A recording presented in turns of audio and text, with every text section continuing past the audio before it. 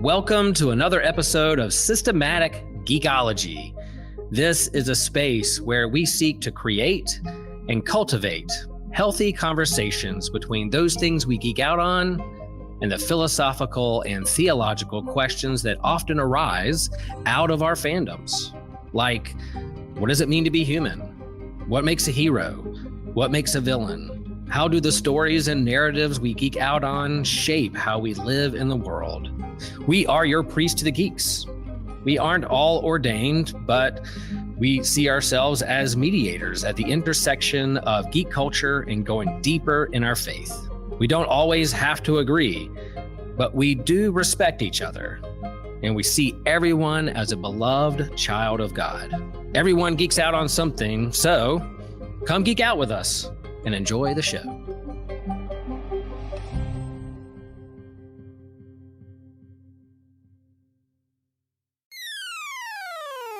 You're listening to an Anazal Ministries podcast.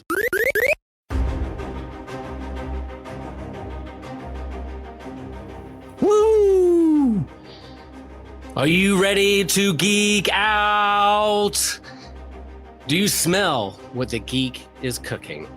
Man, for the two people who are listening to this right now who bounced off, I apologize. For those who are still with us, I'm really glad that you're here because I've been wanting to do this episode for a very, very, very long time. Welcome to another episode of Systematic Geekology. Tonight, we are going to talk about Daniel Warren Johnson's graphic novel, Do a Powerbomb.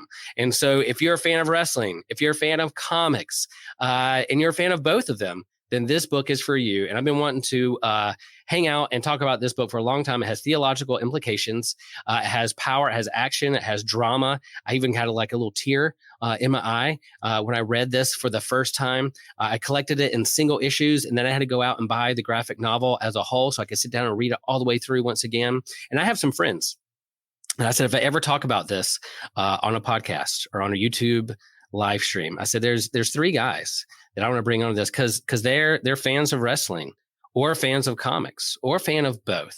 And so I can't do this episode alone. I'm gonna bring them on, and we're gonna rumble. We're gonna have a cage match. We're tag team partners in this discussion of Do a Powerbomb. First up, I'm going to bring up my friend Brandon. Brandon, how are you doing? Brandon is an original Systematic Geekology host, did some other things, and then we bring him back on for things that we know that he geeks out on. He's also the host of My Seminary Life, which is a podcast in the Anazal network.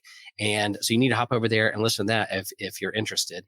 And Brandon, I know he's a comic book fan. I know he's a wrestling fan. Brandon, how are you doing tonight?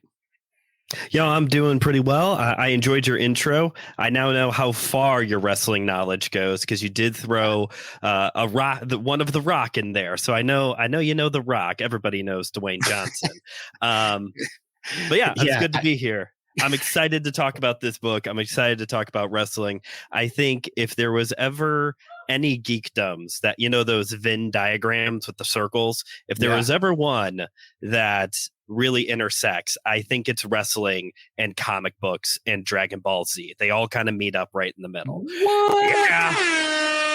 Oh yeah, here we go. You did it. Brandon, I'm proud of you. I agree. My wrestling knowledge goes back to the 1900s, and I was a fan of wrestling in the 1980s and the 90s. That's going to be my references. Another guy who's up to date. He's kind of like the Gen Z of wrestling. No, I think he's a millennial. I don't know. I don't like labels. Neither does he. My friend Josh, the host of Rethinking Faith, we duped him into talking about a comic book on another podcast. And I know he's a wrestling fan. I said, guess what? I'm going to bring you on when we're talking about a graphic novel about wrestling and comics. I was on his podcast not that long ago to talk about the both and of life and faith and theology. So yeah, you can do faith and science. Yeah, you can do geek stuff and be a person of faith. And we talked about that. And so I said, man, you got to come on Systematic Geekology and hang with us. Josh, how are you doing? Are you hyped? What's your intro music right now as you wait backstage ready to run into the ring? Well, so I guess since I'm wearing a Sami Zayn shirt, I'll go with Okay. Worlds Apart, which is a really good song. Oh, Okay. Yeah, nailed it. So a little bit of sky action up in here. It's true. Yeah, I'm excited. I have loved wrestling for a hot second, and it's not something I normally talk about Yeah. on Rethinking Faith. Mhm. And so I'm excited for the opportunity to bring together two things that I love: professional wrestling and theology, philosophy, faith. Whatever labels you're comfortable with. I love that. Okay. Yeah. A guy who's beyond labels. We got to bring him on board. The anchor to the tag team. There he is. Ryan Does. Oh man, there he goes. Ryan is the host of Across the Bifrost. He is the Many Paths Network umbrella that holds Superpower Happy Hour that we workshopped in my car on the way back from the beach at Theology Beer Camp. And also one of my favorite podcasts that's out there today is called What's Your Issue, where he talks about talks with creators in the comic book business, in the game, and gets them to talk about their favorite comic and how the sausage is made with the comic. Will, that's the easiest sales pitch to a comic book creator. I'll just message them up, be like, hey, you might want to show us how the sausage gets made. And they're like, I'm a vegan. They're like, I'm a vegan, Ryan. I am highly offended. I'm not coming. Ryan, I am really excited. We are both bonded over how much we love Daniel Warren Johnson and his work. yes. And I know they're a huge wrestling fan. So I did not allow myself to talk about this with anybody else but you. And so I am glad that you're here. And I know that you're now a guest on my podcast and me not on yours. So you can do puns. You can give me a hard time. You can make jokes that I'm going to roll my eyes out, because that's usually what I do on yours. So we've really come full circle, William. We've come full circle. And folks, he calls me William a lot. In case you want to know. I do. I don't even know what that started. I know. It's like, all right, why that started. I'm like, all right, K-Rose, am I in trouble? That felt weird. Am I in trouble, K-Rose? Well, we're glad that you are all here.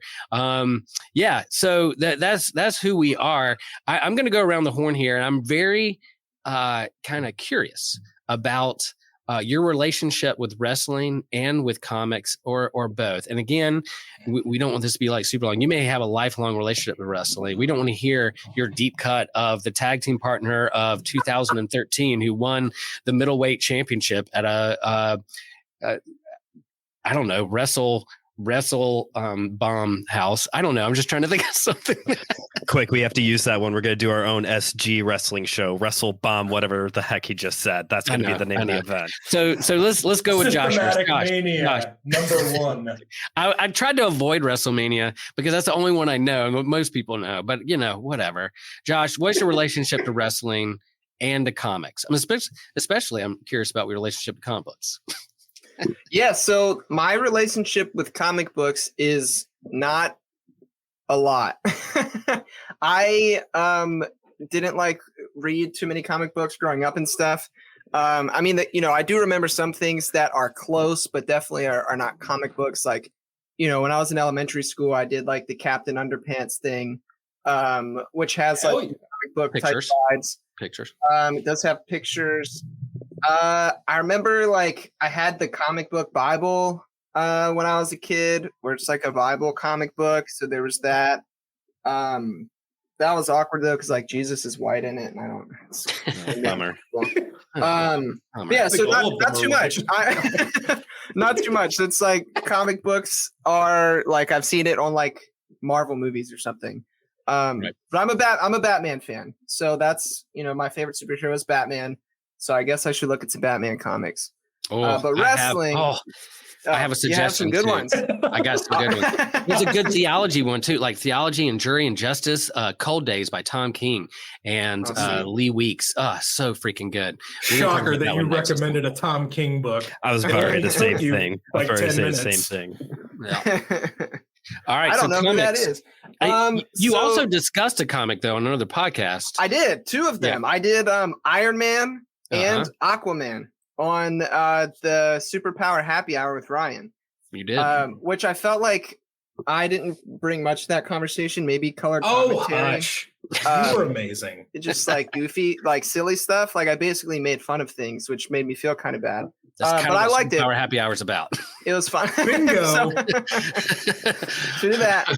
And then wrestling, though, I've had a deeper relationship, a deeper personal relationship with wrestling. Ever since I was young, and middle school, definitely elementary school, watched it on TV, played the video games. I had action figures. I would like steal food coloring out of my parents' kitchen cabinet to like use his blood on my action figures. And so I was in deep. And you said not to be long, but I'll end with this. You never forget, as in like 5th or 6th grade, my dad took me to see Friday Night SmackDown. And it was the first time I saw The Undertaker appear live.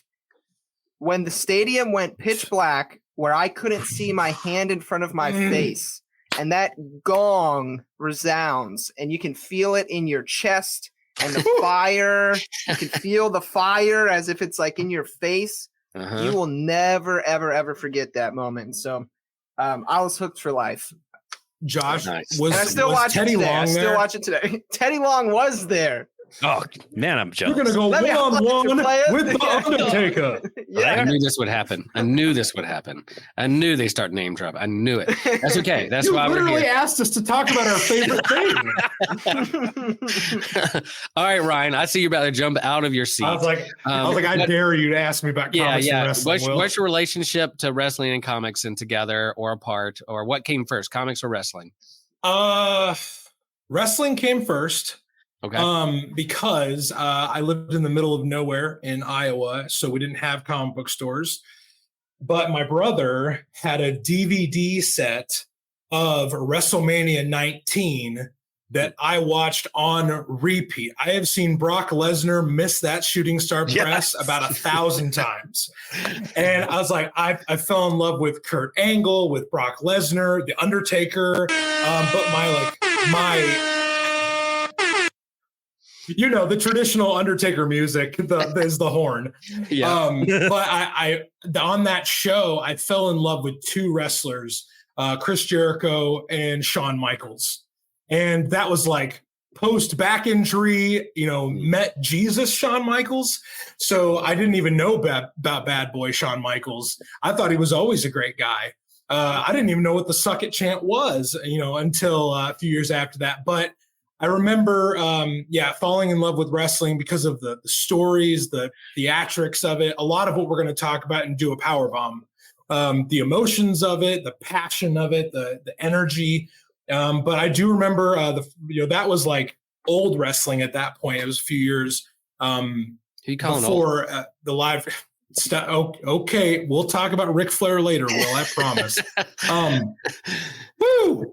But I remember my mom had kind of like, she didn't really want me to watch pro wrestling, but my older brother loved pro wrestling. So I was like, well, I'm going to like sneak, I hope she can't hear this right now. But I'm going to, she'd said like, I'd really prefer you not watch that. But I snuck out, to watch Monday Night Raw so many different times. And I remember the first time I watched Monday Night Raw, I saw Jeff Hardy hit a swanton bomb off the Jumbotron. And I was like, yeah, this is probably going to stick for life. So wrestling has, I've dipped in and out of it. It's crazy how little wrestling you watch when you get a girlfriend.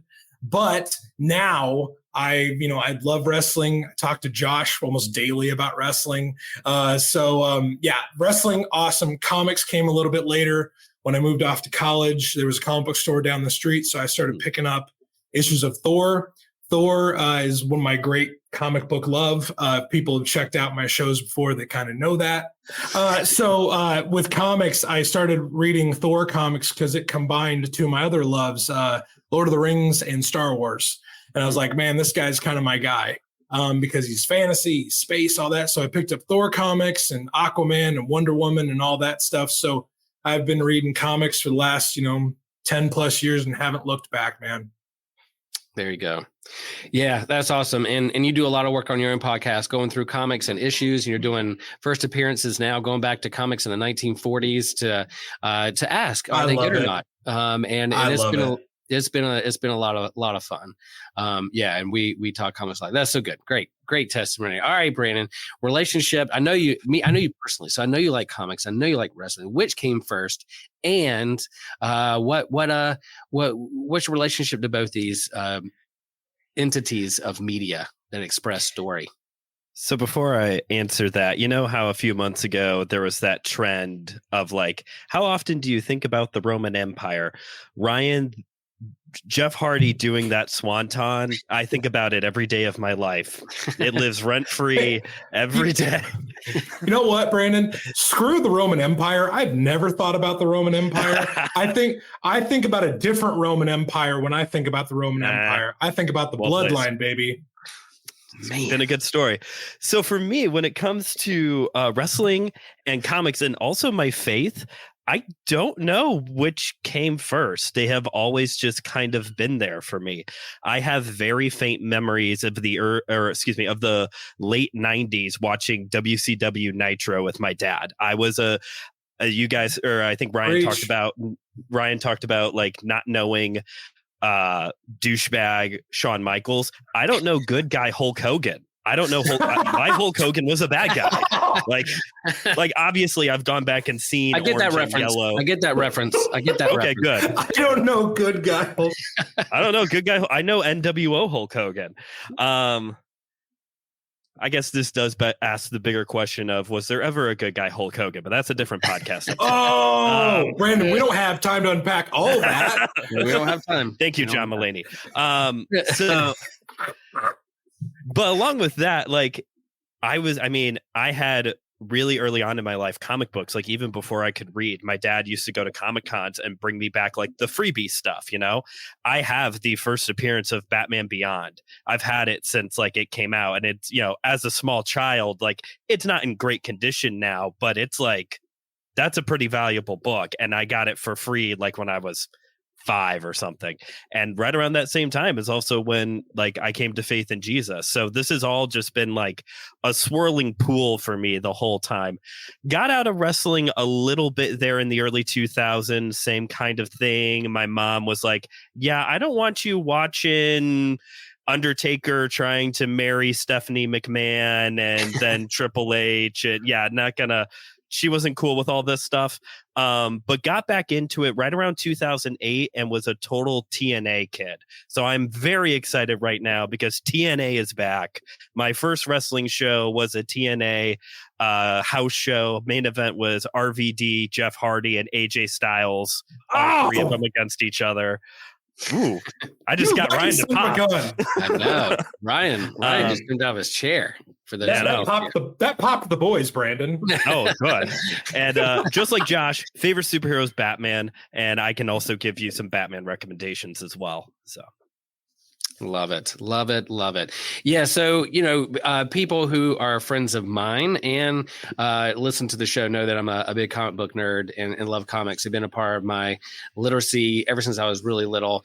There was a little window where I did like wrestling from the 80s and 90s. Yeah. Ric Flair, the Four Horsemen. Woo! Somebody has to do it. Somebody has to do it. My uncle lived in the same neighborhood as Ric Flair in Charlotte there for a while, and we would drive by to see if we could see Ric Flair checking his mail or whatever. But so yeah, and I definitely at 8 o'clock in the morning. In the Speedo. Oh yeah, he definitely and the glasses and everything, you know, all that things. But yeah, the figure four that is in great. I used to put my little brother into the figure four, and then I would let him let me put in the figure four, and then I'd flip it on him and reverse it. Oh, there we go. Boom. Yeah, I would. Did you ever do the bridge? But are you Charlotte Flair? That's the question. Is where it's at, brother. Probably Charlotte. Charlotte Flair, born in Charlotte. I get it now. I get it. You get it. Yeah. So yeah, it's gonna be like walking Will across the street tonight, guys. These two worlds come together in Daniel Warren Johnson's Do a Powerbomb. It's also no secret that I'm a huge fan of Daniel Warren Johnson. For those of you who aren't familiar with comics as much, usually you have a whole team of people that are a part of the creative team of a comic. Like you have the artist, you have the inkers, you have the colors, you have the letterers, you have an editor, you have all these things. A lot of Daniel Warren Johnson's work is he's doing all of that, except maybe the colors. I think Mike Spicer helps him do, makes him do, or helps him do the colors in his book. But the lettering, the art, the script, creator owned stuff. He's worked for Marvel and DC. Just to list a couple of things he's worked on. Extremity is kind of where he broke into the scene with a book called Extremity, and then Murder Falcon. Where if you like this book and wrestling and comics come together, he did the same thing with heavy metal. And it is an incredible book. Again, another movie big book. When you get to the end, you're like, oh my gosh, I'm moved by this crazy heavy metal book. He did Wonder Woman, Dead Earth, and then of course do a Powerbomb. And now he's currently working on Transformers over with Robert Kirkman and Skybound, and merging the Energon universe with G.I. Joe and Transformers. And it is not the Saturday morning cartoon. It is very similar art to what we read in Do a Powerbomb, and people die in it. So there you go. Spoiler. I was fortunate to go this past summer to HeroCon in Charlotte and stand in line and wait for an autograph and to tell him how much I enjoyed his work. And by the time I got to the front of the line, he had to go do a panel. But my friend in front of me, Lee, who's also has hopes of publishing his own comics at some point in the future, and an artist. He was there, and before he left, before Daniel, I said, "Hey, it's Lee," and I wasn't lying. I was like, "It's Lee's birthday. Can you sign his book?" And he was like, "Sure." And so I handed Lee my book as well. So we signed both books. Issue 7 of Do a Powerbomb. So we signed 2 books, got it back, and there you go. He was nice enough for that. Super friendly guy. I follow him on Instagram. I can't gush enough about this dude's work and what he brings to the comic book game. As we talk about Do a Powerbomb, there will be spoilers. We're going to talk about this book in the end, or that kind of thing. If you don't want to hear, I'm going to read it for yourself. Pull on your heartstrings. Then go read it and then come back to this episode. But yeah, so there will be spoilers. So that's okay. Ryan, anything I'm forgetting about Daniel Warren Johnson? Because I know we're super fans. And here's the thing, like what I love about Daniel Warren Johnson is I've never been fortunate enough, like Will, to meet the man in person. He just seems like a comic book fan's comic creator.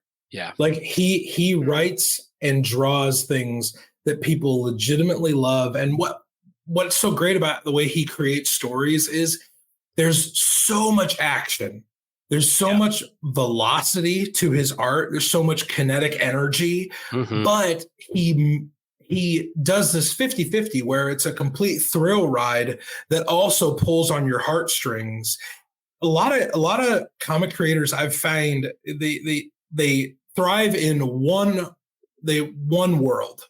It's like, oh, this is a really great action comic, and it's a lot of really fantastic fights and big battles, or it's a really like small kind of intimate story. DWJ does both and executes them to perfection. And I get it why he's in such high demand. Yep. Like his comics are pieces of artwork and storytelling gold that decades from now, people will be like, oh my gosh, how have you never read a Daniel Warren Johnson comic?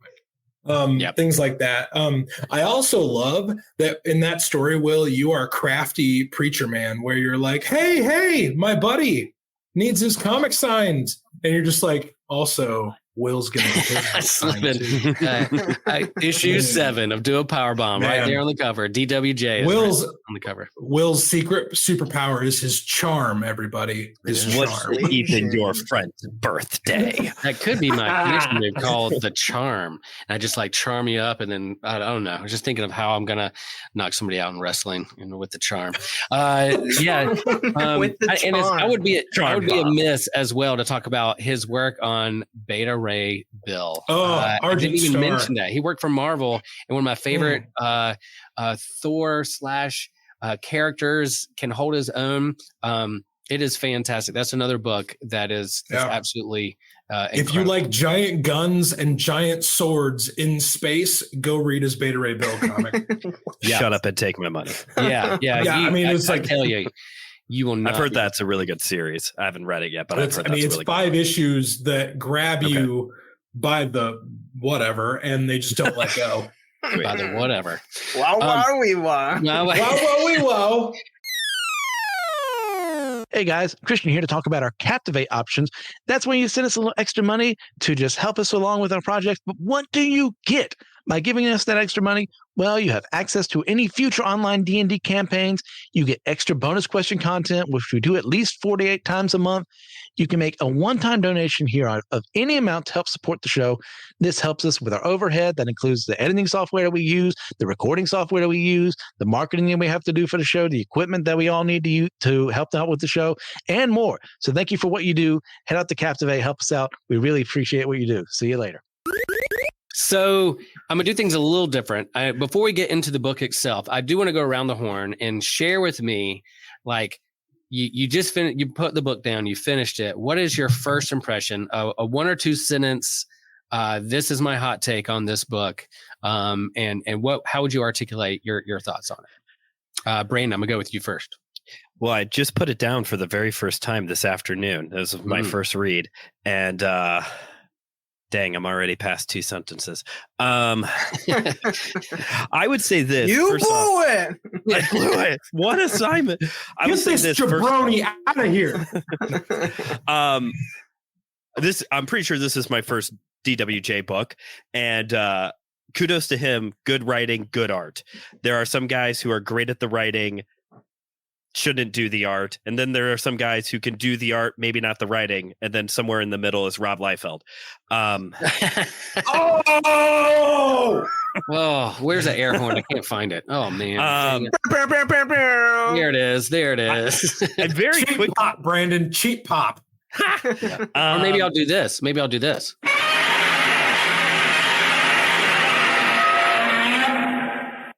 There you go. All right.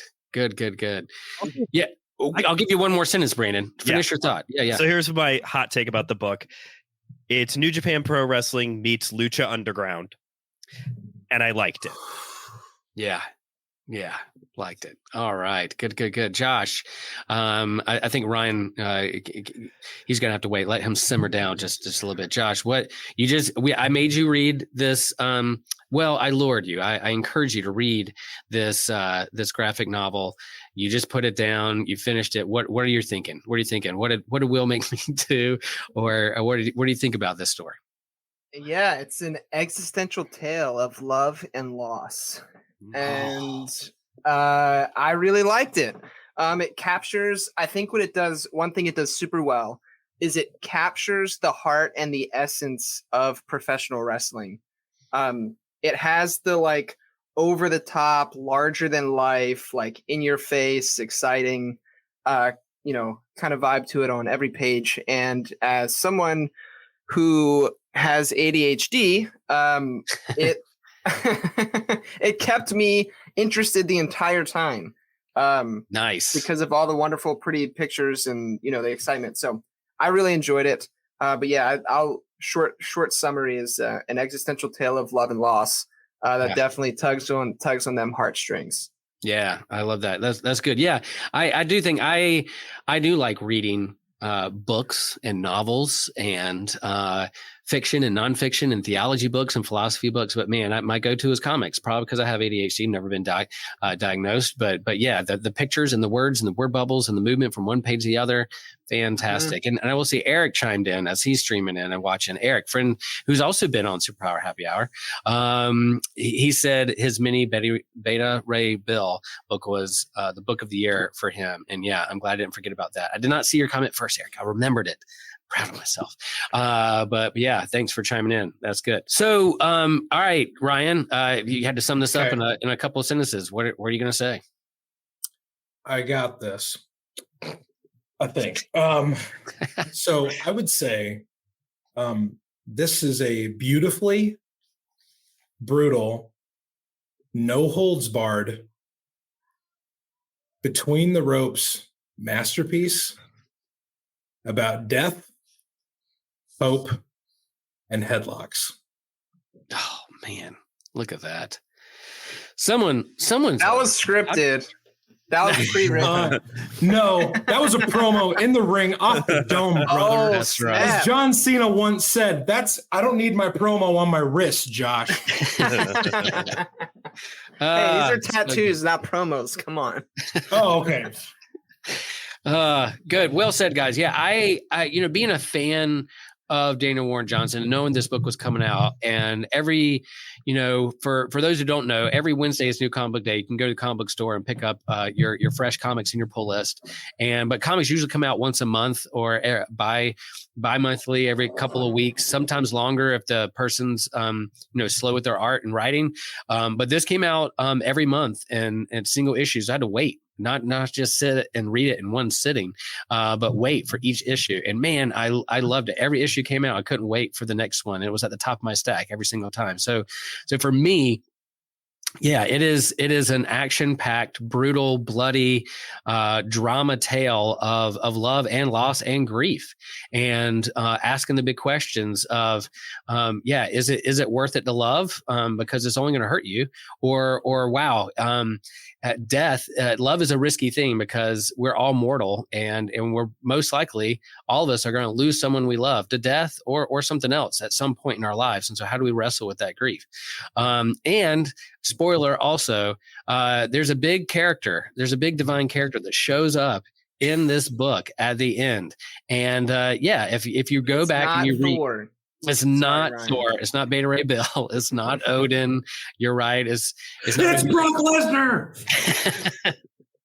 But go back and read. Incarnate.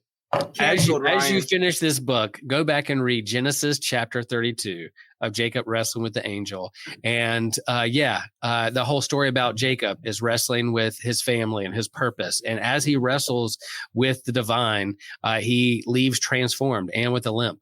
And his name is changed to something different. So transformation happens. And in fact, Israel's name means wrestles with God. So if people think that questions aren't important, or that, wow, I'm wrestling with my faith, I'm wrestling with God, I'm wrestling with love, guess what? It's biblical.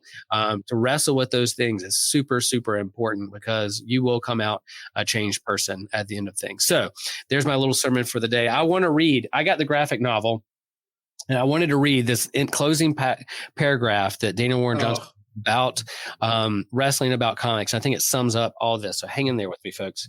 All right. Daniel says, I could go on for a long time on why I love pro wrestling. The combination of real life sports with curated moments, the drama of seeing a person put their life on the line for a story. But honestly, if someone hasn't experienced wrestling intentionally, it's tough to explain why it's so great.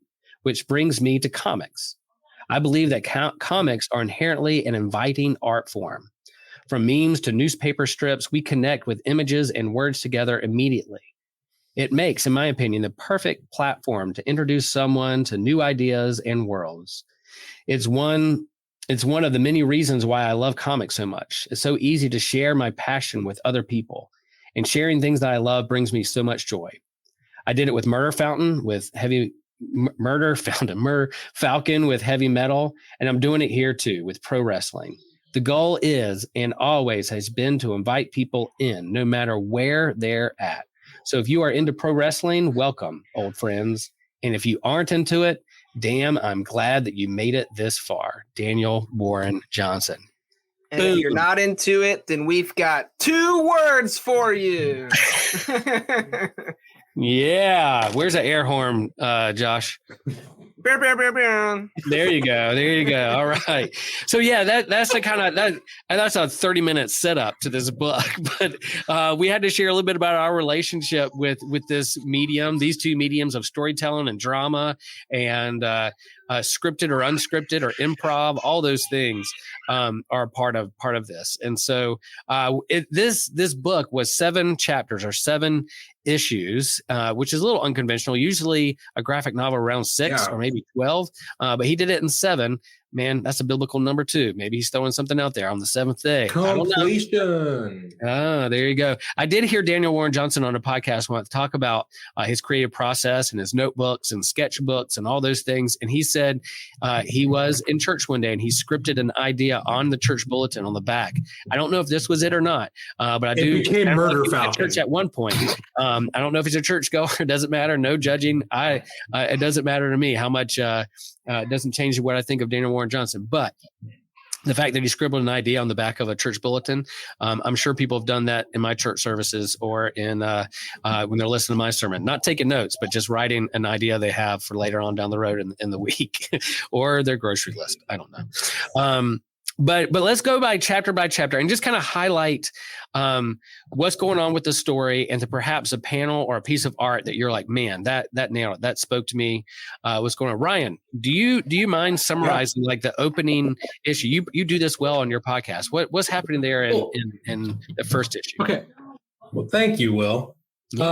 So we start off the story with Yuya Steel Rose, who is the champion of the wrestling promotion at this point in the story, and her daughter and husband are at a wrestling match, her championship match, where she is facing off against the vile villain Cobra Sun, who is a masked wrestler. And it is important that he has a mask. It's very important to the story that he wears a mask. Yes. And throughout the course of this match, they set up a spot or a move where Cobra Sun slips on the ropes and Yuya is effectively mortally wounded. She later dies in the hospital because of this move going badly, which is something that happens in wrestling. There might be scripted moments, but the action is real. Men and women have, been seriously injured, and some have even died in the ring before. So that's a real thing. Yeah. But as a result of this, we see a jump forward. I believe it's 10 years where Yuya's daughter, Lona, is training to become a wrestler. She has an estranged relationship with her father because of how her mom died, and they don't talk to each other. No one will train her to become a wrestler. Nobody wants anything to do with her. Even her uncle doesn't want anything to do with her, and he has a wrestling promotion that he's running at that point. So she's wrestling here and there, but she's not really making the most out of her talent. In walks the supernatural aspect of this comic, where a necromancer, hang with me, everybody, a necromancer comes from another dimension, and he says, hey, by the way, if you join my Death Life tournament for wrestling, I can help you get your mom back. And we're kind of left with that, like, she has to make a decision. She has to, think through how is she going to answer this call to a very bizarre, otherworldly thing. So that's kind of where we go in the first chapter of the saga. Very nice. And yeah, this first issue just pulls on so much of how quickly the story pulls you into care for these characters, because you see the love between the family and for the uncle and they're like, yeah, it's, it looks real and it looks painful. The stuff they're doing, you're like on each panel, you're like, oh my gosh, yeah, how can this not be real? Of course they're feeling it. And then yeah, an accident happens. And so this daughter, Lona, right? What's her name? Lona? I can't believe I forget. Lona is like, yeah, would do anything to get her mom back. And this kind of devil in the shadows, deal with the devil, is like, hey, I got an idea. And the first panel in the entire book is some mysterious guy clicking on a remote control to tell a television of what getting ready to watch this match is getting ready to happen, with like skulls and old books and candles. And you're like, yeah, that doesn't look, it's there to show you that there's somebody watching that doesn't look all that wholesome. And so yeah, you have these big splash pages of action, but that's the deal that's going on. Brandon, is there a particular part of this first chapter or a panel that stands out for you? Well, it is the introduction of the necromancer, Necroton or something like that. Yep. He has a very simple name. Willard. Willard Necromancer. Yeah, it was that part. So I mentioned earlier, this is like New Japan meets Lucha Underground. Daniel Warren Johnson's like love for New Japan is pretty evident in this throughout all of this book. But Lucha Underground was this like show that was on like 2010s that was a little bit less sports entertainment and more conventional television show that also had wrestling in it. That might be the best way to go with it. And so with that, there was like mobsters and a little bit of magic and superpowers and dragons and like a whole bunch of things. So it was with this part, it was when this character shows up, that's where I felt like it made this pivot to, okay, not how wrestling usually goes, but I've seen this before. It's also a comic book. So it works. You know, you can almost put anything in a comic book and it works. So yeah, I would say that. So that's where I come at this with this whole, like, it's kind of a fan fiction point here of here's where we get out of like the sports entertainment aspect and into the kind of like a different approach to wrestling. Also love the panel where Lona asks if they're going to win the tournament. And he's like, well, how would I know? And come to find out here, and then in apparently every other planet in existence, we're the only ones where wrestling is fake. And Right. Yeah, apparently it's that's a very big part. everywhere else. Everywhere else. Everywhere else in the multiverse, there is everywhere is real except for us. It says something about our planet. Josh, what do you have here? What jumped out to you this first chapter? You talked about it really kind of pulling you in and holding your attention. What jumped out for you? Yeah, well, I mean, early on death always has a way of sucking one into a storyline. So it kind of pulls on your heartstrings right away and kind of it gets you on Lona's side very quickly. So Lona is set up as a baby face rather immediately, And so just, kind of echo what everyone else has said. But one of the panels that I really love, and I don't, this couldn't have been intentional because timelines don't line up, but the very last page of this first section, the necromancer guy is holding a championship belt. And to me, it's very reminiscent of a title belt that the WWE had when there was a character named Bray Wyatt. And he had a version of himself that was called The Fiend. Wrestling fans will know that Bray Wyatt passed away rather suddenly and unexpectedly at a very young age recently within the last year, maybe even within the last 6 months. 6 months. Yeah. So, which was really crazy. It was a weird experience for me because normally I scoff at people who, when like a celebrity dies and they post on Facebook how sad they are, like, come on, you didn't know that person. But the death of Bray Wyatt did something to me emotionally. It touched me in a very, I don't know, strong and profound kind of way. And so that panel, probably this is just my own projections, right? But that panel, in my mind, pays a nice tribute to that. And so, nice. Yeah, I mean, we're talking about death, and there's bringing some real life. Yeah, that's important. I'm glad you shared that because that is like something about comics. What we're drawn to in the art, or there's a book or a movie that has the big beats that are everyone's supposed to notice and hopefully move the entire crowd. But there are small moments and small parts that, whether it's in a comic or a movie or in a song, that can often draw you in or have something new. So that's not something I have a connection to. So you sharing that is pretty cool. Really, really great. So the first issue, just really after that first issue, is like, oh, yep, I'm in 100%. And so then here comes issue 2, and you get a little bit more of the background of the evil manager who's pulling the strings behind the scenes to make these matches happen. So whether it's Don King or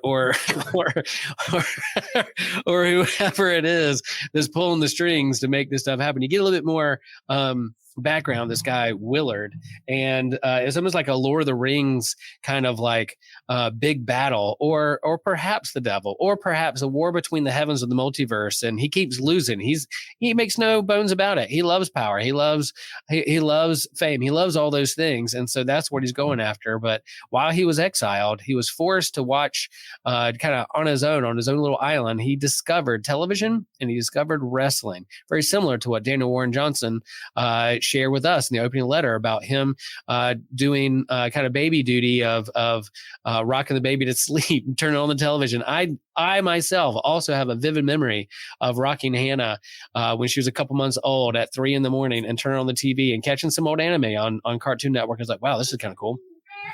So those things happen and draw you in. Josh, this particular chapter and issue, what unfolds here? What's going on? Yeah, so I'm like looking back over it. Yeah, he's basically describing to Lona how he runs things, how he loves power. And I love this panel. Come on, because I freaking love wrestling, right? Yeah, there you go. Yeah, in your face. Right, it's great. And essentially it kind of carries on. There's like kind of a really cruel scene where the necromancer kind of teases Lona by, I guess, like projecting some like hologram isn't quite the right word, but like some kind of representation of Lona's mom. Yeah. That when she goes to hug, it just evaporates and disappears. Mm-hmm. Yep. Which Seems evil. there's one of those heartstring moments. Yeah, kind of using her emotions against her to kind of draw her into his, plan and plot. And then it continues to carry on. And Lona ends up at a wrestling match where we see Cobra's son going up against I forget his name. Let's see, someone the Destroyer, big ugly looking friend. It's Kaneda the Destroyer. Kaneda the Destroyer. And this match has all of my favorite things in it. It's a no disqualification hardcore match. We got barbed wire, we got steel chairs, we got hurricanranas.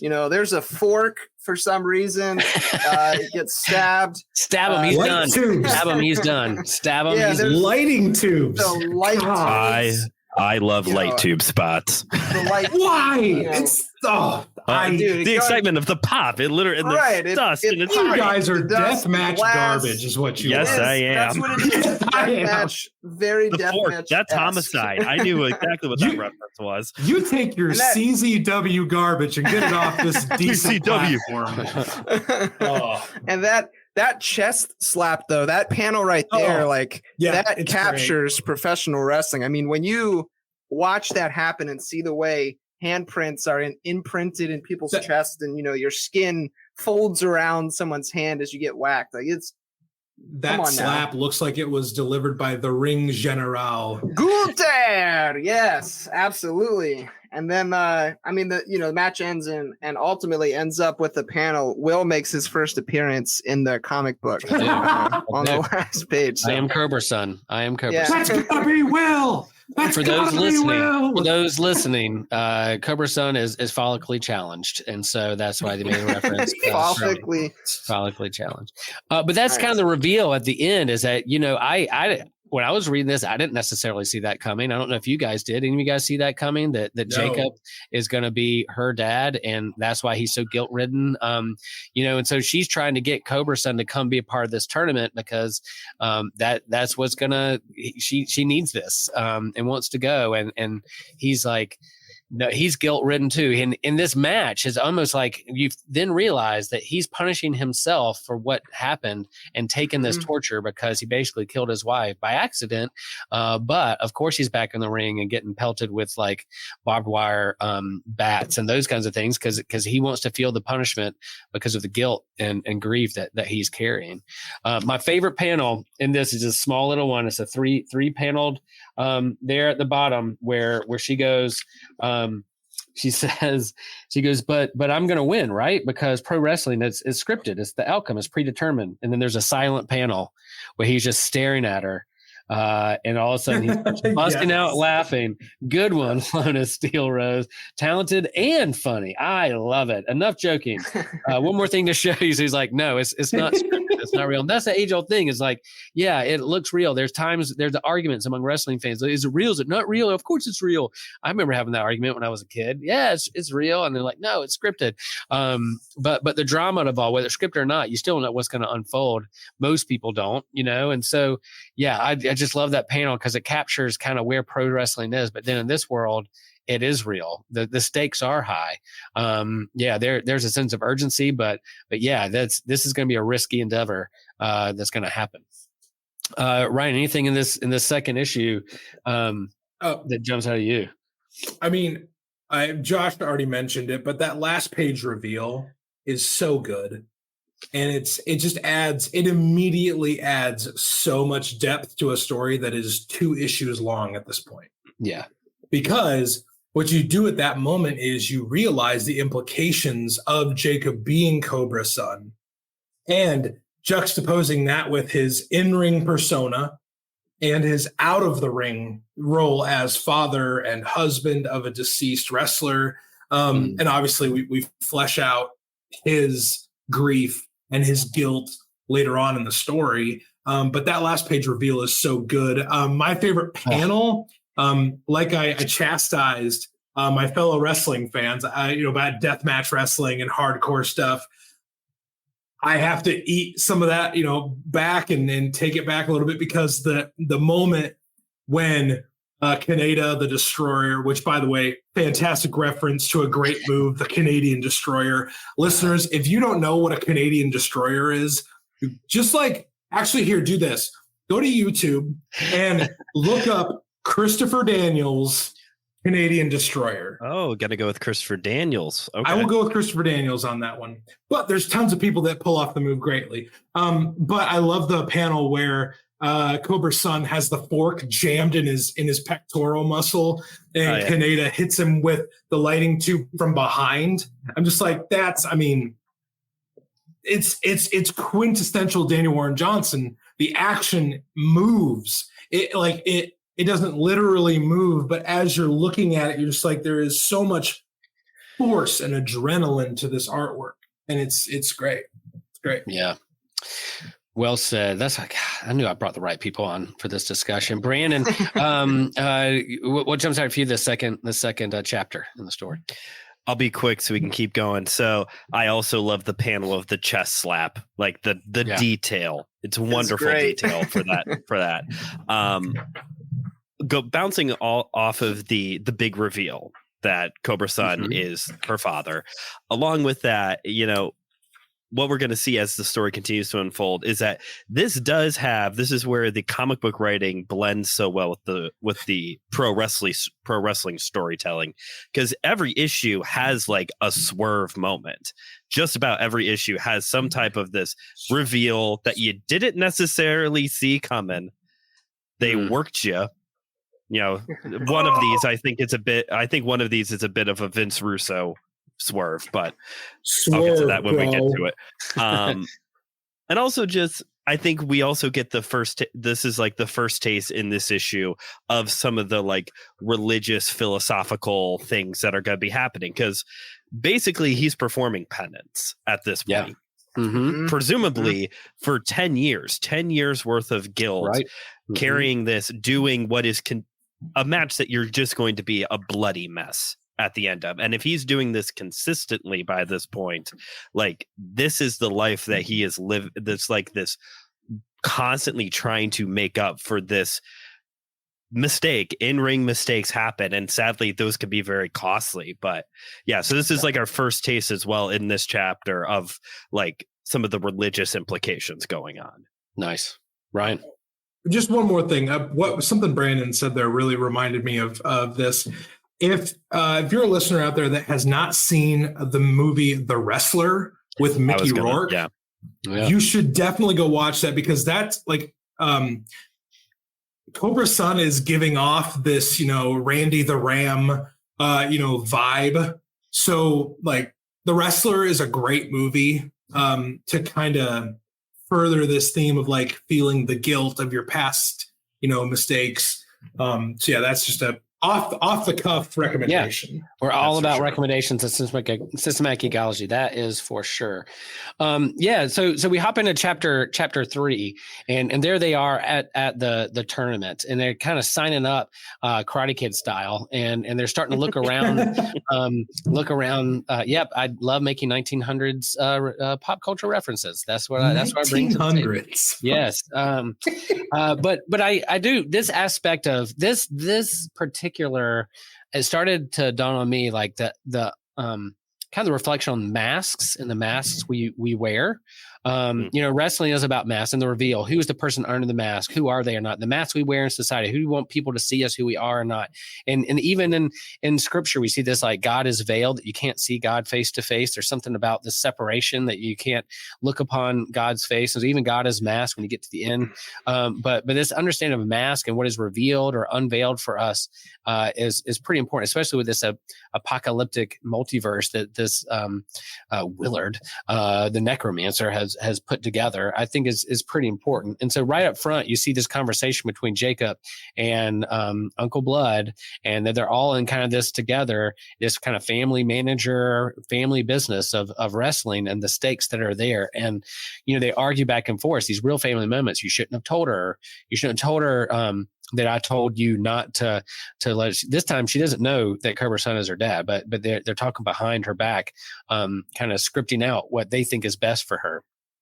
And then you go and you start meeting the other tag team partners that are in this this thing, and yeah, you not only have like human and humanoids, but you have big orangutans. Like Orangabang is the name of the tag team that they have to fight first. And so they're here in this bar when they start to fight out and really go after each other. They're saved by this tag team because they're like, we want you the best of your ability, and they're now starting to understand that this isn't fake, this isn't scripted. That this is real. There's real punching, real stuff, real stakes at hand for this tournament.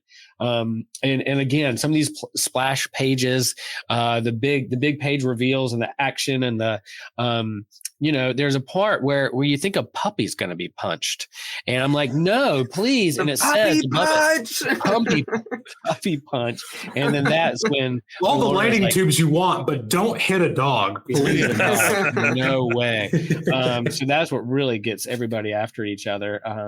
And so, yeah, another pretty big chapter as we move through this, and you get to see the big splash page, almost like a video game of Street Fighter, of everyone's profile and the different teams that are up there. As we look over these teams, fellas, what jumps out at you? Of course, you have Orangabang, and then you have Pizza Party. But what are some other names there that you like that jump out at you for who they're going to fight against? I was got screwed. Lucha Bots. I wanted to see the Lucha Bots. Like, that's a cool idea. I know. Pizza Party is just ridiculous. I don't understand what's happening there. But I was curious. Could somebody tell me what FISO stands for? Brandon, you want to take this one? Fugly your sorry opinions. I just watched Mean Girls recently. Forget your sorry. I just watched Mean Girls. But they're fun. I think Orion. Yeah, pretty fun. The Knights. That was my favorite one. I'm skipping ahead a bit, but their finisher, what do they call it? Like King Arthur's table or whatever. Yeah, King Arthur's table. Yes. The double team Canadian destroyer to the face. Get out of here. That feels physically impossible. Yeah, it feels like you actually died. Slightly. But wait, because it's real here. Loser leaves planet Earth. I don't know. Loser leaves. So this particular issue, this chapter is very action packed. There's a lot of wrestling. There's a lot of slamming. There's a lot of energy flying across the page. And Daniel Warren Johnson is just a master of capturing the kinetic energy of what's going on in the ring. His art fits perfect for this kind of comic. And I don't know if this ever become a series on Netflix or a movie or not. I don't know. It's like if they make it like Scott Pilgrim or something like that, I would love it. But this particular book just is absolutely amazing. And then you have Willard, the Necroton, who's like on the corner, on the sidelines, just drooling, and because he loves it so much. And there's little things too. Like if you look in the back, the crowds, all the details. He did not skimp on the details of the people who are in the crowds. Every face has its own expression on it. I don't know how long it takes. I would love to ask him how long it takes for him to finish a page or not. Mm-hmm. But that, just the details of those who are just watching in the crowd. And there's a cameo at the very end that I'll talk about later. What else about this other than the New York slice? I was going to bring that one up. Okay. Just one thing, and then I promise I'll shut up for this issue. The way he draws Lona's moonsault is beautiful. Yeah, stunning, absolutely beautiful. But the Orangabang's finishing move, the Attenborough's cradle, again, physically, I don't know if this is possible because it's a top rope suplex into like a reverse cutter. Like, how would you do that? How would you? I would have said reverse RKO, but it's okay. Yeah, it's an diamond cutter. Reverse Cody cutter. We want Cody. We want Cody. We want Cody. The only other thing I will add on this issue is that I do like how we are forced to deal with the drama of knowing why everybody is in this tournament. Yes, that's what I wanted to highlight. We have to know that the reason why the Orangabangs, or whatever their name are, is in this is because like their sister died or something and they want to bring her back. Like every person they go up against, we find out. And really everybody has, maybe not so much the people who are going to show up in the fourth issue, but everyone's got like really good motives for being in this tournament. And you kind of feel bad that some of these people lose and are therefore not going to get their loved one back. Yeah. Yeah. No, I'm with you 100%. That part really stood out to me a lot. I mean, this particular page here where they really give into that drama after they defeat Orangabang, and just the emotion you can see on their faces, and there's like a really moving, that last panel there's a really moving bit where Lona is, the two orangutans are hugging each other in the middle of the ring, kind of crunched over, and Lona is in that huddle having like a group hug with them. And like apologizing and saying like, my mom, I have to get her back. I have to get her back. I have to get her back. So that like emotional moment there, I think again, one, it draws you in as a reader, it tugs on the heartstrings, but also I think it's a good representation of the power of storytelling within professional wrestling. Yeah. So yeah. Just a small wrestling nerd thing. The King Arthur's table move at the end, my esteemed wrestling fans, it is a pre-existing tag team finisher. Can you tell me the name of the tag team whose finisher it is? Is that FTR's Shatter Machine? There you go, Brandon. Hell yeah. So. Sorry. Heck yes, please. He said a swear. We've gone from PG-13 to PG-14. What do you think this is? Superpower happy hour? Get out of here. Superpower happy hour is always. So good. We're gonna move into the middle chapter there, chapter 4, and again we get more backstory, kind of 1 year before backstory of understands that we're just talking about. We discover why the stakes are high for everyone in this tournament. It's not just like we're not just pulling for Sun and Cobra. We are Steel and Cobra. Like we're pulling for other people too. And so it's hard for you at this point in the book. Like, well, everybody wants to get somebody back. Who am I rooting for? Of course, I want her to see her mom, but there's other people here too. So yeah, there's so much here. And as in this here that we have a big learn here that their Uncle Blood shows up as a part of a team. Pro Pack. Puro Pact and the fight. Oh man, the fights that go on here again. So yeah, what stands out here, y'all? Help me out here. Go for it. Chapter 4. We're in the middle of this book. I can't believe we're 4 chapters in. A lot of fighting, a lot of kicking, a lot of knees to the face. Again, Yeah, she's like the queen of the V trigger. Yep. Yeah, dude. So for me, Brandon. Sorry. so for me, this is like my one like little gripe Okay. about this book. I really enjoyed this book. There was something about the reveal of Uncle Blood that kind of felt like we need a reason to up the ante. So let's just throw him in there and then just immediately take him off the board. So I'm not trying to imply any kind of like lazy storytelling on the part of Daniel Warren Johnson, because again, the detail in all of this has been very good. Just for me personally, there was something about that reveal that was like, I understand why, because we wanted to get to the main event and turn it up to 11.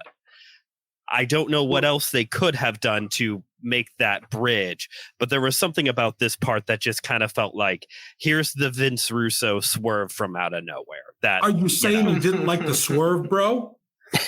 bro. Well, it's like George Lucas when he was like, "I am your father." For Return of the Jedi, he's like, Sure. "I'm gonna have another big reveal. And I'm gonna reveal that Luke and Leia are brother and sister." That'll get them to. We're like, "What? Didn't you guys?" Oh, kiss?" ew. Like, ew, what's going on? Gross. I'm gonna up the ante and have another big moment like that. So yeah, I'm kind of with you. It's again, there's reflection on masks and what we're hiding from Mhm. others, Yeah. and then when do we feel like we can share our true selves with those we trust or not, or shock value or whatever. There's something there about mask and masking and revealing. There's a part of this story, but I think goes into our human story too. So I think that was going there, but I definitely hear that critique, and that's there. And then they go after it. They go, man, the fighting. Yeah. I think if it was like the Cobra Sun, where we got like a little bit of a reveal earlier on, I think if there was like just one little, and maybe I missed it the first read through, but if there was like a little like subtle panel at some point that implied that Uncle Blood was like aware of what was going on or something, I think I would have liked it more that way. Yeah. Gotcha. But with just like the hard reveal, I was like, Gotcha. And then we come to find out like he's on death's door too. Like there's almost a fatal thing there that kind of steps up. Oh no, another family member Gets wrecked. levels up. Can I give a shout out though, like real quick? This panel right here, I just want to give a shout out to one of my favorite female superstars, Becky Lynch. This has hardcore Becky Lynch energy. When Becky Lynch had her nose broken and she won the match, blood streaming down her face and like that still of her. Shout out Becky Lynch. The man comes around, Josh. The man comes around.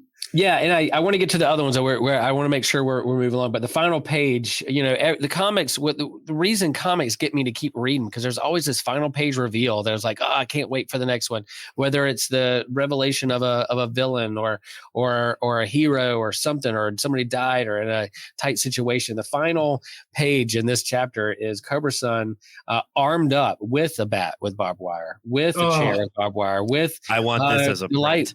The light, the light bulbs, the light tubes, and what is that? What's in front of the light tubes? Is that like a crutch? What is that? I don't even know what that is. There's a Singapore stick. cane or a kendo stick. Kendo sticks. Will, and he's got a bat like Abyss.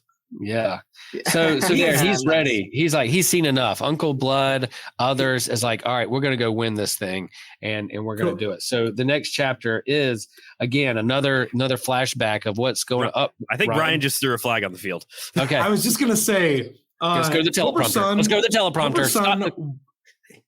He walks out of this issue looking like he just graduated from Terry Funk's dojo. Like he is suited and booted and ready to make someone bleed. Boom. I'm glad you got that in, Ryan. I'm glad you got that in. Thanks, buddy.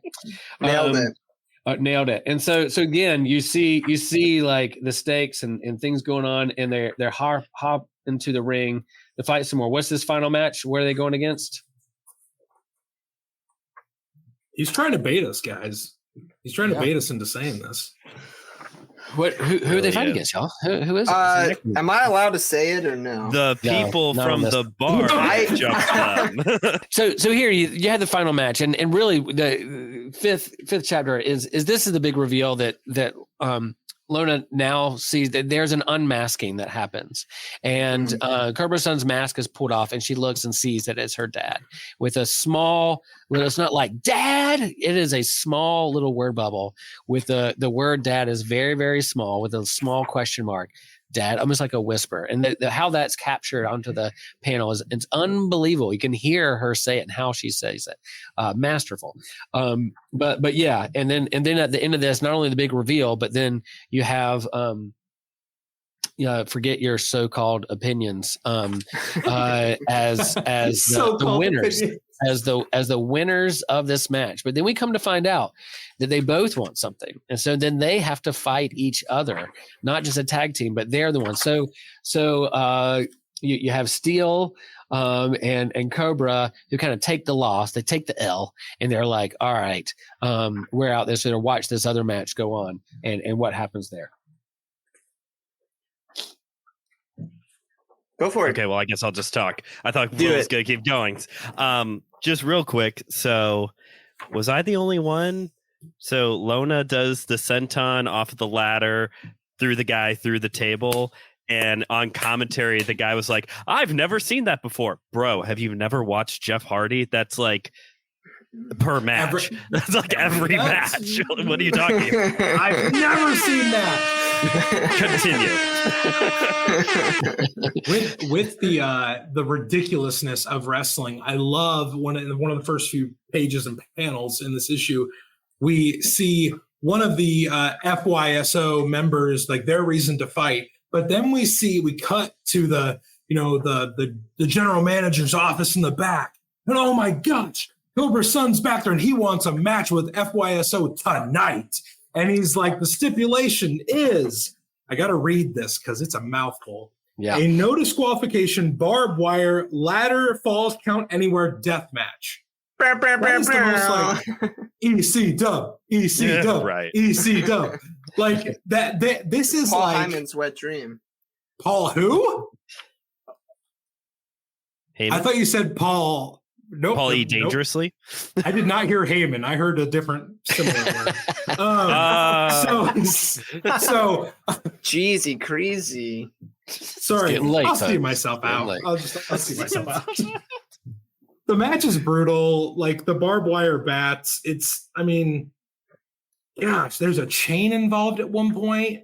Like it's just when my favorite part was when Frank does the Boston Crab on Cobra-Sun with the thumbtacks. In the thumbtacks. Yeah. Yes. Like you would never see that on like WWE or AEW or New Japan. Like you would have to go to like a backyard wrestling, like Game event Changer in Wrestling. Kentucky for that. Game Changer Pro, which by the way, Lona wears a Game Changer Wrestling shirt in this issue. Nice. So anyway, sorry, that's all. No, that's good. Stuff. I think the whole bit of like leveling up to the next thing, and I do. We're right. We're reading comics, right? This isn't like real, and there's things that happen in the ring that you can make it. But yeah, they keep leveling up, and that's why it's fit for something like this. And someone just listening halfway through this, like, are they talking about real matches that happened? And like, no, we're reading a comic book and talking about this. But the action from panel to panel, and page to page again, is amazing. So yeah, it's like freaking Mortal Kombat. Like yeah. That match had for me like reminiscent of the Edge Mick Foley match at WrestleMania with the thumbtacks. Like, come on now. The only thing it was missing was a flaming table. I was ready for it. I was ready for it. That's true. I didn't think about that. We were a flaming table away from perfection. We were a flaming table away. Gosh darn it. That is the name of this episode. Daniel Warren Johnson through a powerbomb is a flaming table away from perfection. Please. The official endorsement from SG on the yes. Yeah, the back of the graphic novel has Brandon Knight, a flaming table away from perfection. All right, let's get into chapter 6. Here we go. Story. Yeah, there you get more like Uncle Blood and Jacob backstory. Again, remember the dad's name is Jacob. There's a big reveal at the end of this one where literally God shows up. And so yeah, Jacob, God. Second reading of this book, I've realized that the dad's name is Jacob, and here comes God later. I'm like, oh my gosh, of course. So yeah. As we lead to the final reveal on the final page of literal God showing up, who's masked, by the way. We don't see God's face. What is your? This is the penultimate issue. What do you see in here? What is jumping out that you can't believe that this is happening in the story? Ryan. So what I love about the reveal of God is how God is revealed. Like he's like the ultimate mega boss. And because they love, like Jacob loves his wife so much and misses her so much, Lona feels like her mom was stolen from her. They're like, okay, 2-on-1 match with God, bring it freaking on. Yeah. Like they are so willing to take their hopelessness into this scenario and be like, if this is what we've got to do to get her back, this is what we've got to do. And I love that, like, Dana Warren Johnson writes, this is like, they were never going to win this, ever. Yeah. They lose their last two matches. Like, if you were a wrestler and you're like on your way to the big match, if you lose at the Royal Rumble and you lose at WrestleMania, you are not like considered like a great wrestler at the end. But I love that God is this unbeatable opponent, and they just walk into it like, hey, we got to walk into the belly of the beast. We're going to do it. Yep. And they go up the escalator, and they go to the top, and they end up going to Heaven's Gate Pro. And they go, there's like, of course it's called Heaven's Gate Pro. It's not a, was that? I said, of course it's called Heaven's Gate Pro. Like, what else would it be called? What else could it be called? And there's a crowd, and you go there, and people are chanting, God, God, God, God, God, from the crowd. Again, look at he didn't skimp on one face in the crowd. And he's like, Sun and Steel, I've watched the entirety of the Deaf Live tournament. You are most impressive. And and now it's time. And again, the flashbacks in the panels going back to family and tender moments between mother and child, dad and child, and masking and unveiling. Jacob literally sees his daughter for the first time with the mask on, right? And then he takes the mask off so that he could look on his child without the mask on. And so what does that say? And I love that this existential questions, as Josh said at the beginning of this, smacks of or alludes to what's going on in Job. Like there's questions. Why are these things happening? And God doesn't give a definitive answer in the book of Job. And the fact that Job, even like his friends are quoting Proverbs, and he's like, nope, that's not hitting right with me right now at all. So the fact that the people who put the canon together put Proverbs and Job right next to each other so they can have a wrestling match of themselves of how life works, I think is pretty poignant and something that I've been leaning to over the last few years as well. So yeah, go back and read Genesis chapter 32 and see what's going on there. The mystery of a veiled divine being. Is it an angel? Is it God? We don't know. Yeah, but it walks away with a limp and a new person. So yeah, all that in there is absolutely. I did not even see God coming. Like I was like, what? Even when I turned to that, like I was just most like, don't. Will they just catch God's back or whatever as they hide in a rock as God passes by? That's right. We've read the freaking book. We've read the freaking book. Brandon, what are your thoughts? Did you see this coming? Did you know that God was coming around the corner? So unfortunately, I did, because I am a regular listener to the podcast iFanboy, and they loved this series. Yeah. So I knew the reveal that was coming the whole time. Still liked it. Pretty sure the referee is Jesus. Just look at the referee on the big splash page. Like, that's Jesus, right? I like that God is wearing a mask, as opposed to like what we've been seeing with Cobra's son, of like he's like hiding and is having like this identity thing. I think God wearing a mask kind of goes back to what we were just saying a moment ago of the hiding his glory. Like, it's not a wrestling mask. It's like That looks like steel or something.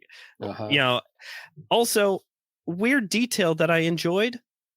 God is referred to in a plural pronoun. They. Yes. Yeah. They. Which I liked that. Yep. I like this Brandon guy. I know. Thank you. So looking at Jesus ref Jesus on his it says HJPW. I'm trying to figure out if there's a hint there, but I guess not. Heaven's Gate Pro Wrestling. It's Heaven's Gate Pro Wrestling. Yeah. Oh, dang it! Heaven's Gate. Yeah, I like that too. I try not to use male or female pronouns for God when I preach. Like I always say God's self or things like that, not to allude to that. The thing you may notice in my preaching that I'll do that, and I like it. They say they. I mean, they use that in Genesis too, at the beginning of Genesis. So Daniel's onto something there about. Although the muscles are ripping, you can't really tell. The gender is the face is veiled. The body could be somewhat male, but maybe not, because there's a ton of people who are super ripped, male or female. But yeah. We also keep coming back to hashtag Rhea Ripley. That's Oh, Jordan Grace too.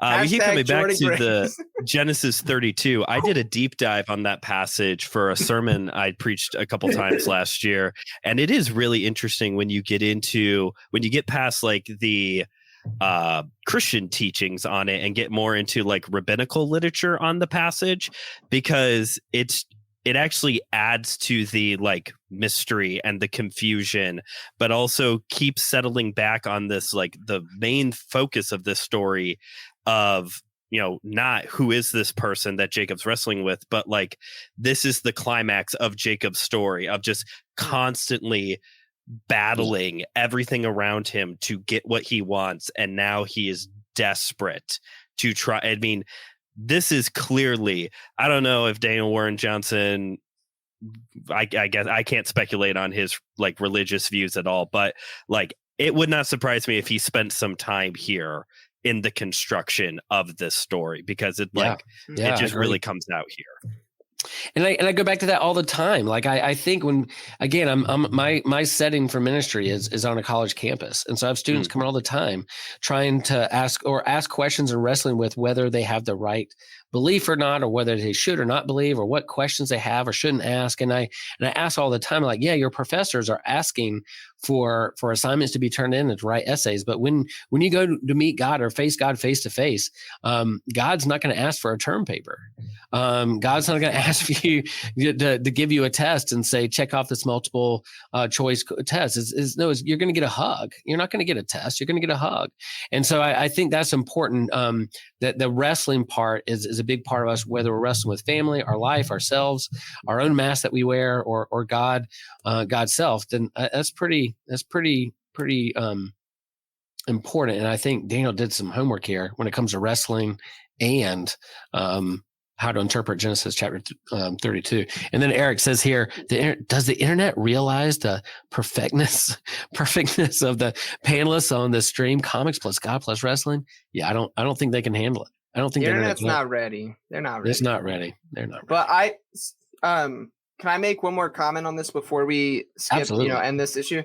Because this is really where I loved this whole thing before, and I was like vibing with like the violence and the wrestling stuff. But this is where the philosophical and theological mind of Josh was peaked.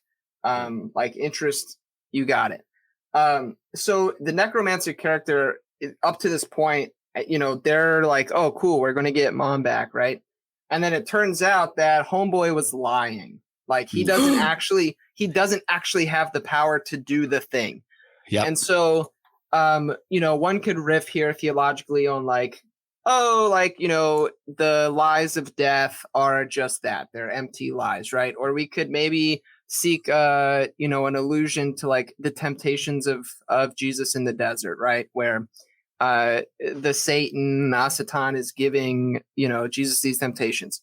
Or for me, if I'm going to go philosophical, there's this concept, this idea of the myth of the sacred object, which I think drives a whole lot of stuff. I think it drives specific forms of Christianity. I think it drives something like capitalism in this country. And it's the idea that there is this object that exists, that if only we got that, then we would be whole, then we would be satisfied, then our life would be complete. And the problem is, whenever we get to said object, it evaporates and there's something new. It becomes an artifact once we grasp it. And so the myth of the sacred object is just that. It's a myth. It's an illusion. It keeps us going and moving. And so to me, the necromancer was holding this sacred object in front of, Cobra-san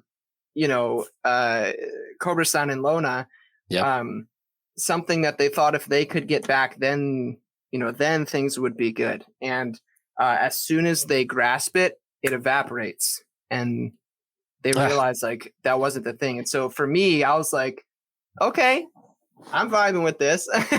I was going to throw an air horn out there, but I didn't want to distract from what the poetic, theopoetics you just threw out there for forgive.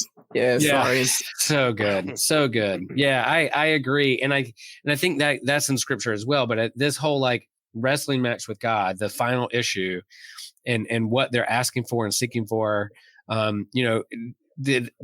didn't know. Was she going to get her mom back? Were they going to live happily ever after at the end? I don't want to skip over the last two issues as much. Like Ryan, as there are panels, there's something going on there as we head to the end, and the final conversation between God and Lona, I think, is pretty powerful. Yeah. I don't have any theopoetics in my back pocket here, so I'm just going to give you what I know. And what I know is that God's moveset is peak. He hits a Tiger Driver 98, and then, this might be a little theopoetic, but he hits a crucifix suplex, which was hilarious to read. Hilarious. Yeah. And again, I love that. I love how God is depicted here. Brandon hit on so many good parts of how God is shown and not shown. And Josh says things so eloquently. I have to listen to Rethinking Faith on half speed. I don't get the, I listen to him and Trip Fuller on the same speed. And it's like the ghost of Trip is here with us. So I love how this ends. Are we jumping to the very end, Will? Because my favorite part was at the end. Yeah. I think what is the finishing there? The pillars of Golgotha.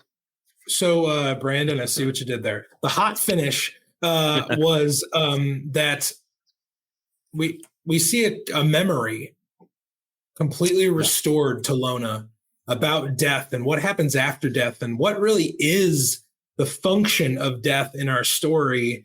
And Yuya appears and tells her basically it's just like, the matches are predetermined. So is our death. Like, we're all going to die.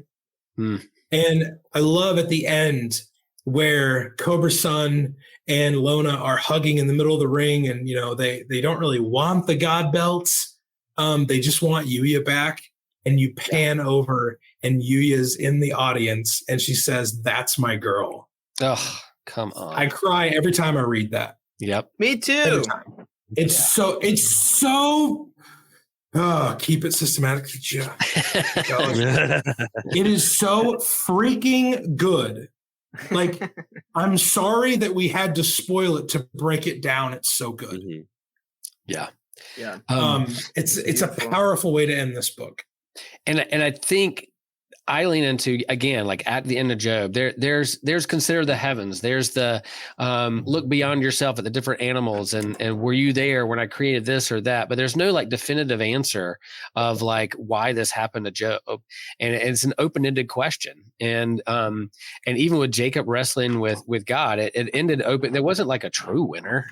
There were still things that went on there that's kind of open-ended. There's more wrestling to come. It's not over. They didn't live happily ever after. You never find, and they lived happily ever after in the scriptures. And so I think that is pretty. Sounds like a absolutely depressing book. I know.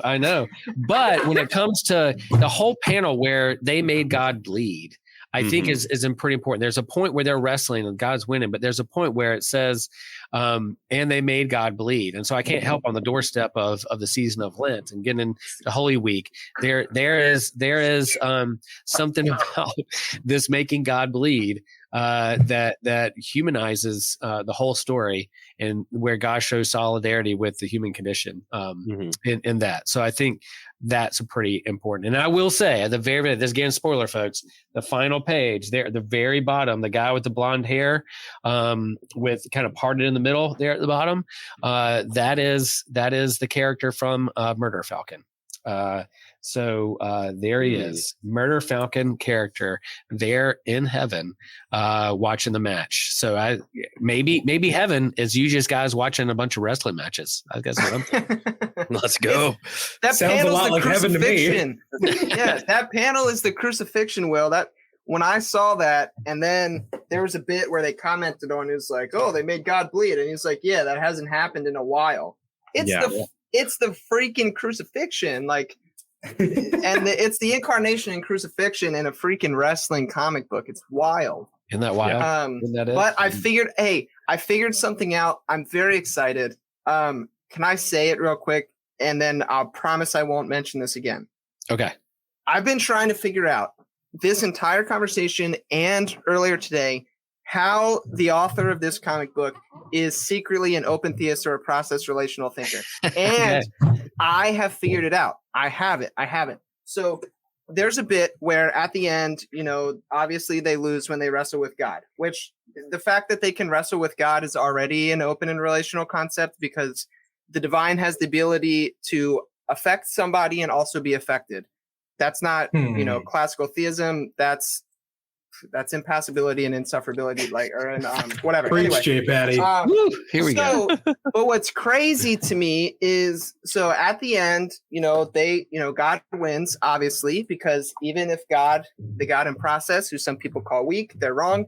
God is still the most powerful, and God wins. And there's this bit where Lona's like, "I just want my mom back," and God's like, I wish I could give that, I wish I could give you what you ask for, but I can't.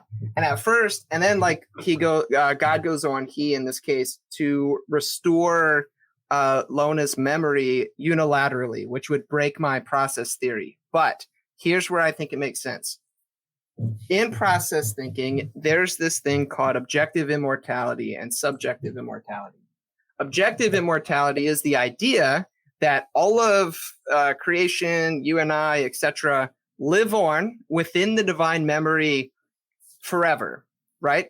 So because as within process thought, God is in time with us and is constantly learning in each moment of becoming. And so this conversation now exists within the divine memory objectively forever, right? And will continue to impact the divine. So does Lona's mom.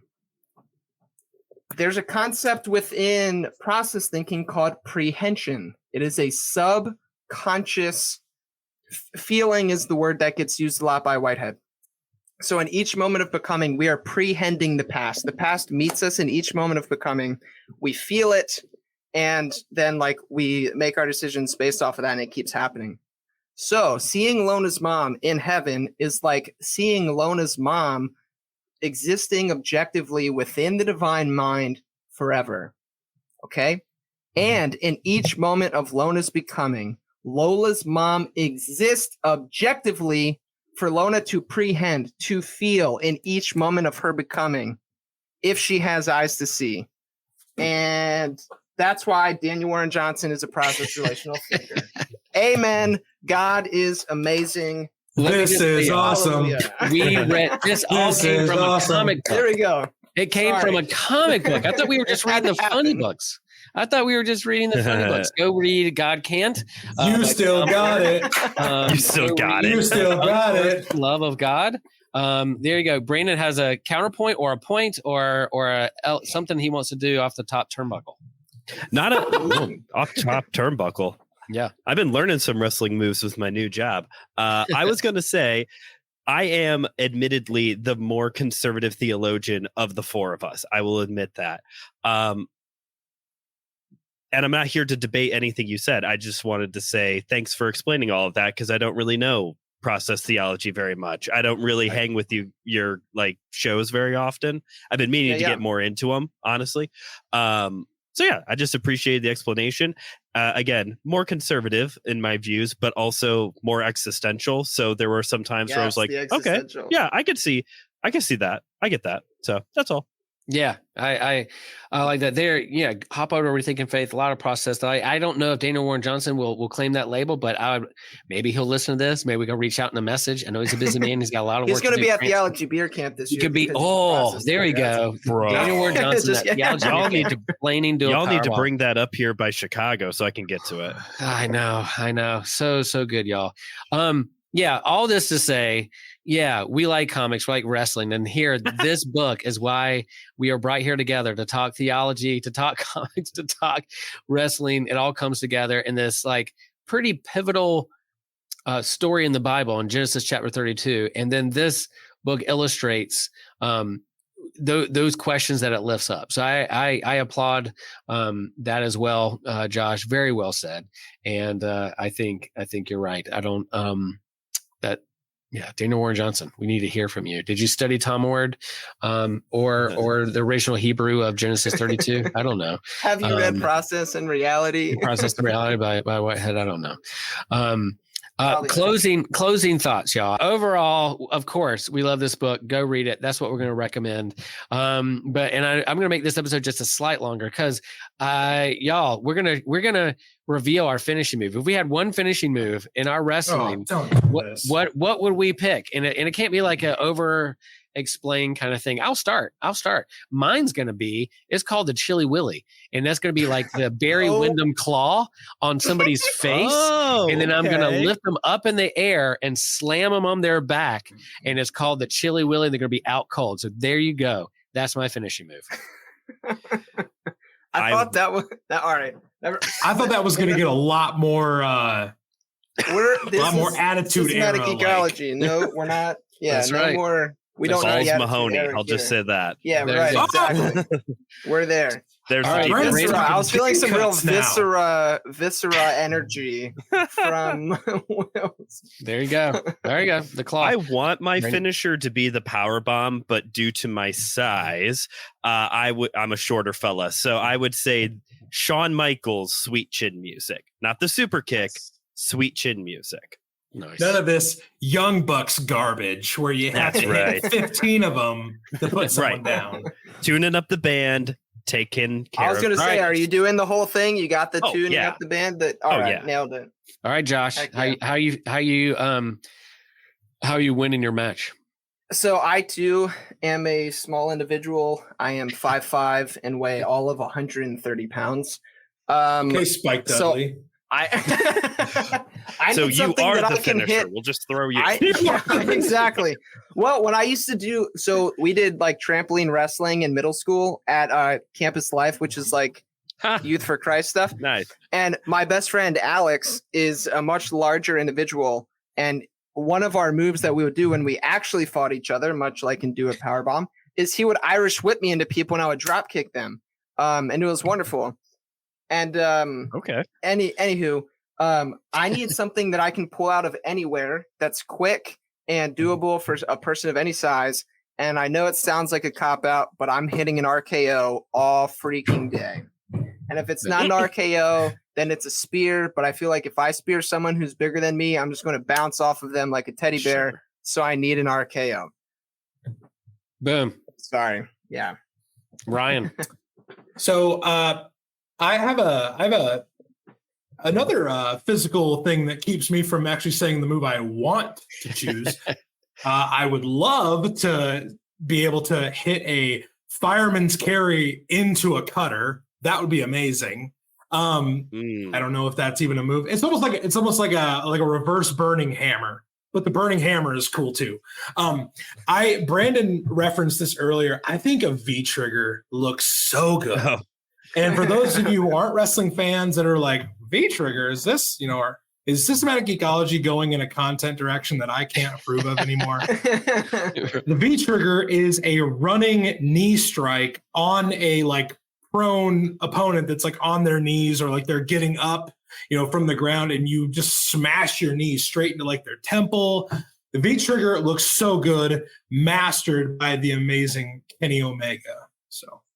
So do you think it's better than a Shining Wizard? Which Wait, is hold very on. much Did I just- very, very similar move, yes? Because I don't think in No. a Shining Wizard it's a kick. It's a kick, not a knee, right? I think I I could be wrong. misrepresented the V trigger. We're taking away your wrestling credentials. You're out of here. You're out. You're darn out. it. We're cut. Cut from the I forefront. won't- I'll just say So- running knee. Running knee. There you go. I love it. Well, I think from this particular episode, I'm gonna walk away with a limp, y'all. I will see what happens, how I get to my car or not. Ryan loves. We That's what you effectively get did an for Iron Man stepping in match the tonight, ring. guys. We Fatal did. four-way Iron Man match. Yeah, we did. I love it. Well, it's an hour and 40 minutes. It's gonna be on YouTube. Praise God. We'll have tens of people that will watch this, I hope, at some point. And this will be an episode we share with our friends. Go read Do a Powerbomb by Daniel Warren Johnson. Read his other works. If you want recommendations of what to read out in the comic book world, you're like, wow, that sounds pretty deep. It's not just a book for kids or funny books or whatever. Brandon and I, and Ryan, others, we have suggestions that we can give you. Smash the like button, share with your friends. And Chili Willy says, share the faith, share the geek.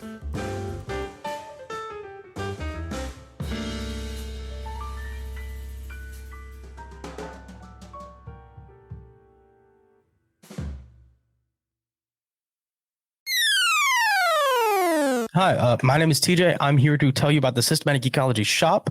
That's where we post all of our merch. It is hosted on Creator Spring, and we have a ton of really cool merch, mostly clothing. We have hats, extra soft t-shirts, sweaters, hoodies, and more. Our hosts wear them all the time. It's actually super comfy. We have glassware, mugs, which everybody loves a good mug. Fill out your cupboard. Get rid of some old ones, which is the part that I never do. That's why I have too many cups. We have cloth bags, posters, and it's really stuff. We like to put our icons on there. We like to put quotes, things we come up with. And it's cool. It's a cool way. And a lot of it is pretty subtle too, to show support for one of your favorite shows. And my personal favorite is actually our SG dad cap, which I haven't been reluctant to buy it because now I have to wear hats at work and then I get tired of wearing hats. But it's really cool. It's really understated. It is our logo right here. And then it says Systematic Geekology on the back. It's great. It's a really good hat. We have a few of them floating around. Check it out. And if we could all just rock the SG dad cap in public, I think that'd be pretty sweet. If you love our show, you can follow the whole network in a single feed on Spotify at Anazara Ministry Podcast or the network page on Apple Podcasts. There you'll find shows like The Homely, The Whole Church Podcast, My Seminary Life, Let Nothing Move You, Dummy for Theology, The Bible After Hours, as well as mine and my husband's show, The Clydes, where my husband Taylor and I go through weekly discussions in a devotional conversational method to help us all get closer to one another and God.